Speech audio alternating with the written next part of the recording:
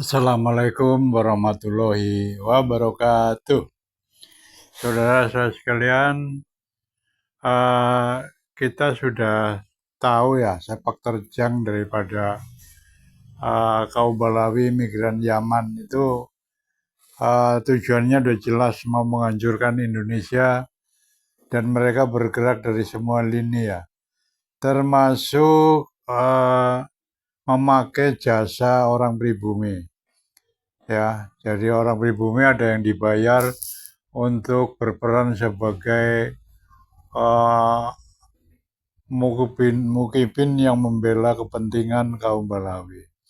Salah satu contohnya adalah Nusron Wahid ya. Kalau dilihat dari tampangnya, dari pakaiannya sih NU sekali ya. Pakaiannya NU, tapi ikut darahnya dan jiwanya jiwa Yaman ya. Jiwa Habib Mirgan Yaman ya.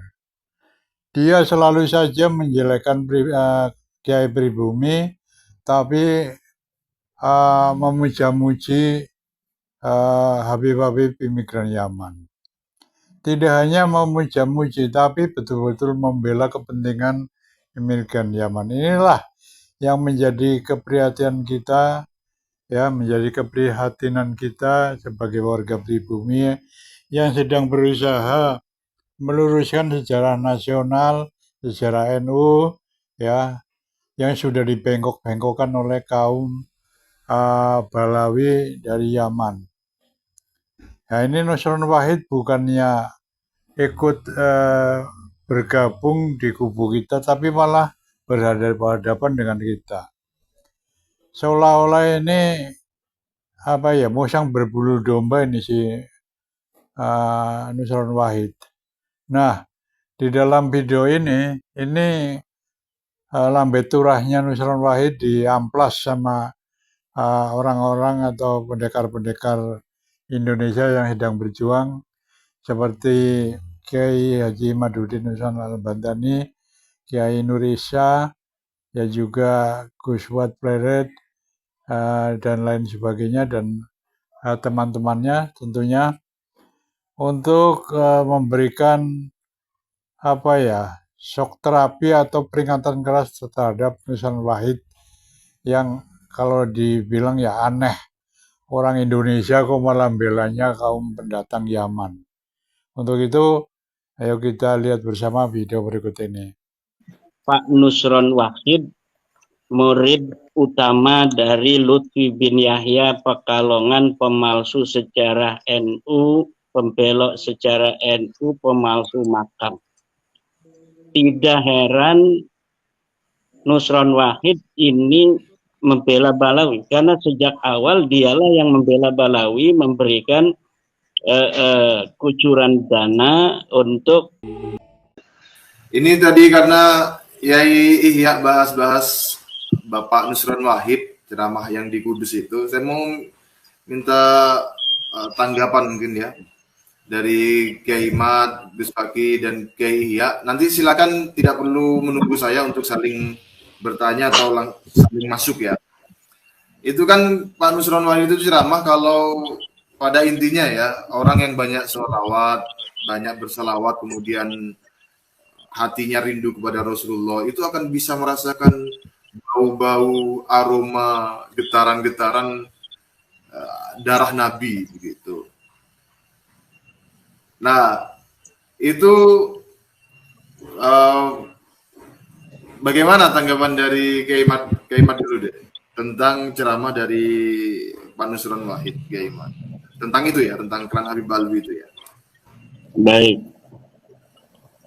Pak Nusron Wahid itu kibin akutnya Lutfi bin Yahya. Ini kibin akut. Dia merasa jadi muridnya Lutfi bin Yahya Pekalongan. Bahkan dia bikin ormas namanya Dere Guru. Itu Dere Guru itu ormas yang ketuanya Habib Soleh Alatas itu, pembinanya itu Nusron Wahid.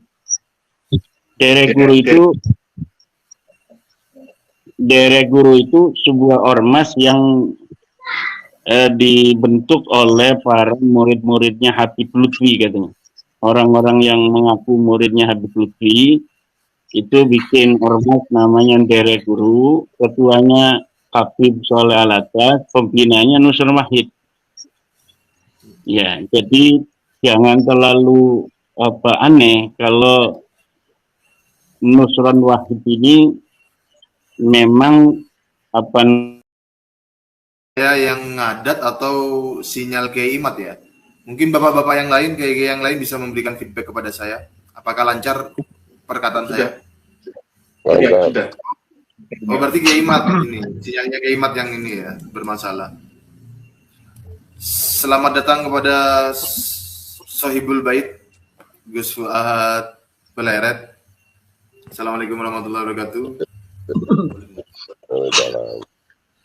Saya ke Gus Fuad dulu ya, Gus Fakih dan Kiai ya. Gus Fuad. Ya. Ya. Apa sudah nonton ceramah dari Pak Nusron Wahid? Ya, sedikit nonton. Sedikit nonton.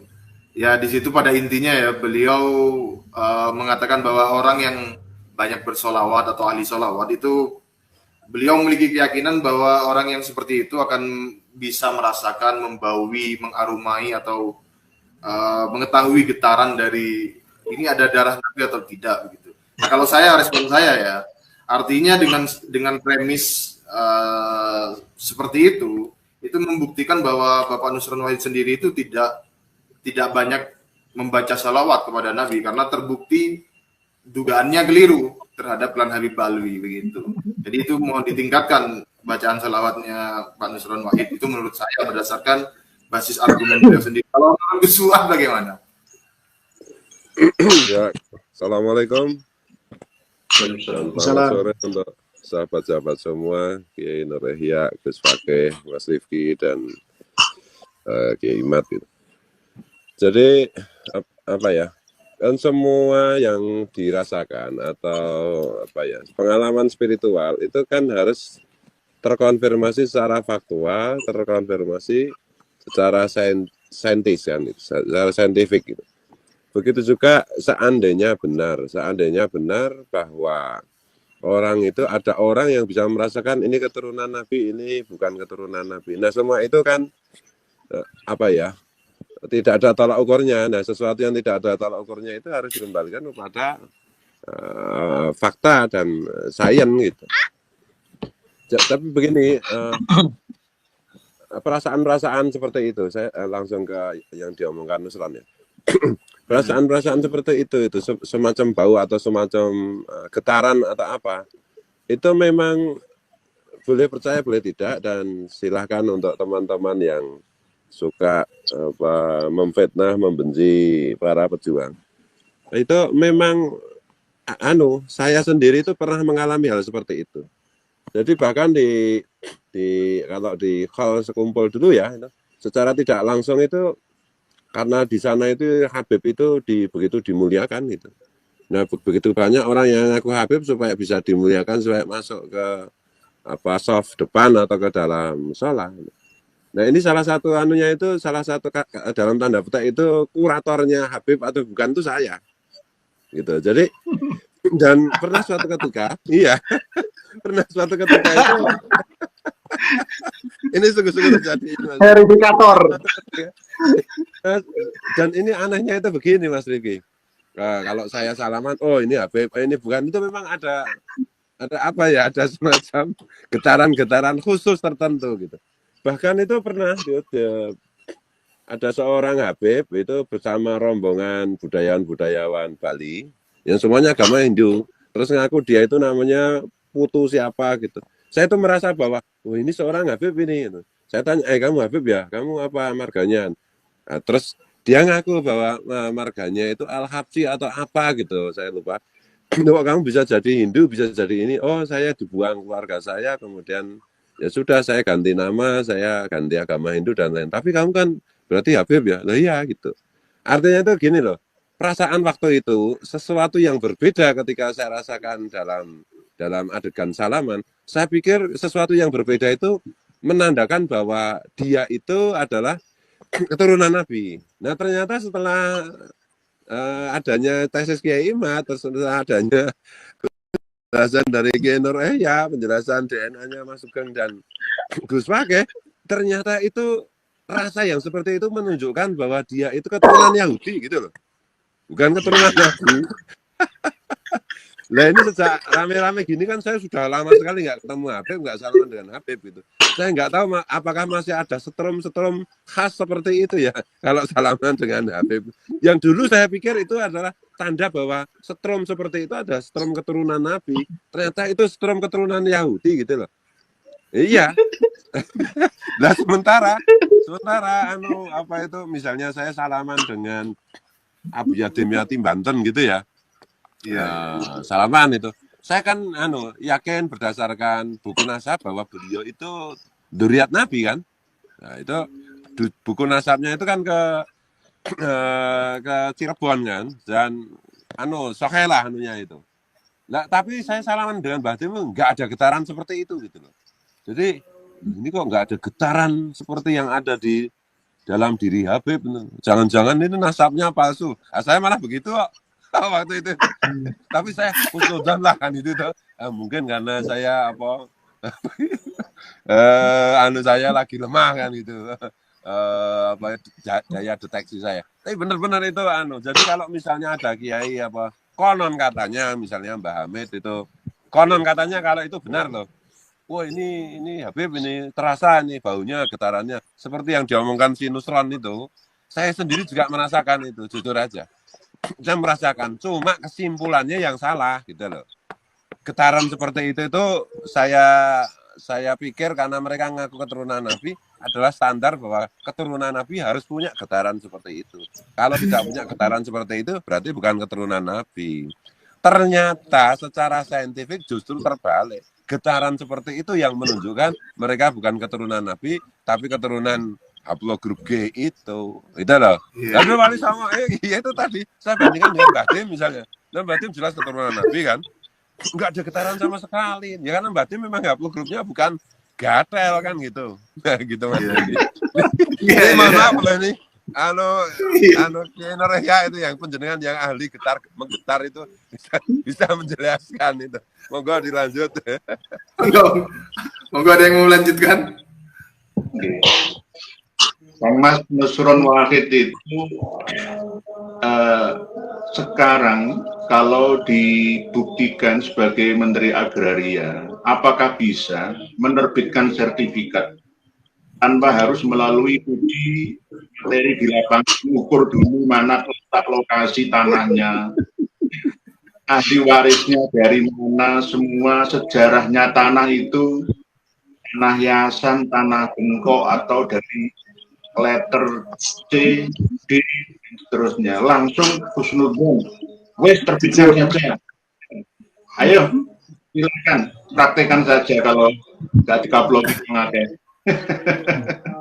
Sama seperti kasus cara mencium ya bau cucu Nabi. Jangan niru-niru Mbak Yayasan Genggong, beda kualitas keilmuannya, kemarifatannya, kealim-ilmuannya. Kalau di Nusron Wahid ini kan hanya sekedar menang gertakannya, omongannya saja. Ya sama seperti yang disampaikan Kiai Haji Maduddin Usman, ternyata beliau adalah ketuanya gerakan derek kiai gitu. Derek kiai maupun derek guru? Derek guru. Derek guru, berarti derek guru LBY gitu. Intinya kan bukan derek guru dari kita, yang jenengan juga guru, KRT Fakih, guru Gus guru, tapi bukan dari guru kita ini, tapi guru-guru khusus dari kalangan muhibbin, khususnya imamnya sendiri. Ya mungkin perlu diingatkan ya, karena Nusron Wahid ini orang yang masih ngelindur dan ngelindur perlu dibangunkan. Kalau cara membangunkan dengan cara yang halus, yang ngelindur terus, bangun. Ya ini cocoknya itu ya Gus Wage sama sekarang bangunnya itu harus dengan gertakan yang kuat. Tentang ini Kiai Imad dulu atau Gus Wage atau Kiai Imad mau lanjut? tentang menderek guru tadi. Itu terputus ya? Iya, itu tadi ada apa namanya energi-energi negatif yang masuk ke frekuensi kita gitu ya, karena memang kita sedang bicara tentang getaran-getaran bau-bau gitu. Jadi salah frekuensi, salah mencium itu akan mengakibatkan salah dalam mengambil kesimpulan. Itulah Pak Nusron Wahid, murid utama dari Lutfi bin Yahya Pekalongan, pemalsu sejarah NU, pembelok secara NU, pemalsu makam. Tidak heran Nusron Wahid ini membela Balawi, karena sejak awal dialah yang membela Balawi, memberikan kucuran dana untuk membayar Rumel Abbas untuk mencari dalil membela terputusnya naskah Balawi, dan sampai sekarang tidak bisa. Ratusan juta mungkin itu sudah digelontorkan, ternyata yang dibayar tidak bisa membela.